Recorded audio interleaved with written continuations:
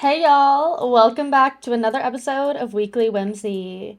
I'm Lindsey, and I'm ready to jump into the latest and greatest in crypto and blockchain. There's so much to cover, so let's jump right into everything. Our Discord community is now at 3,790 members. Whether you're a developer, a builder, or just a curious mind, it's the perfect spot to connect, share, and learn from others exploring the decentralized web. Over on social media, we shared a new podcast episode you will not want to miss.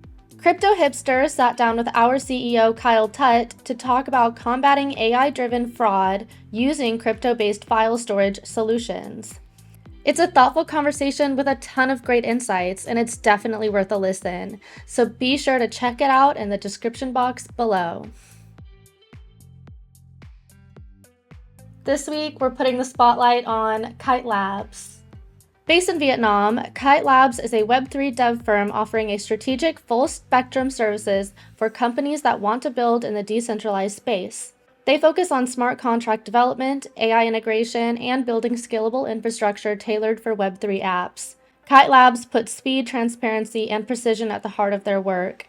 Their sweet spot is working with small to mid-sized businesses in the financial and payment sector, helping them go from idea to production-ready products without skipping a beat. They're a lean team founded in 2024, and they've already gained visibility on platforms like Clutch and Good Firms. If you're looking for a dev partner that values technical excellence and true collaboration, Kite Labs is one to watch. Just a quick reminder that Solana Accelerate is happening next week on May 20th. Hosted by the crew at Offline XYZ, this NYC event will feature top builders and thought leaders in the Solana ecosystem, with panels covering anything from AI to dev tools to security.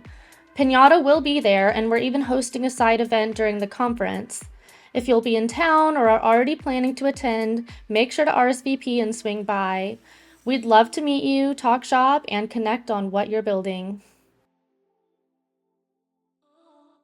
To wrap up today's episode, let's talk about how to make smart contract event data more accessible using IPFS. Smart contracts often emit event data that is key to how users interact with a protocol. But that data isn't always easy to access later. Devs run into limitations with RPCs, performance issues when querying large data sets, and rising costs as the application scales.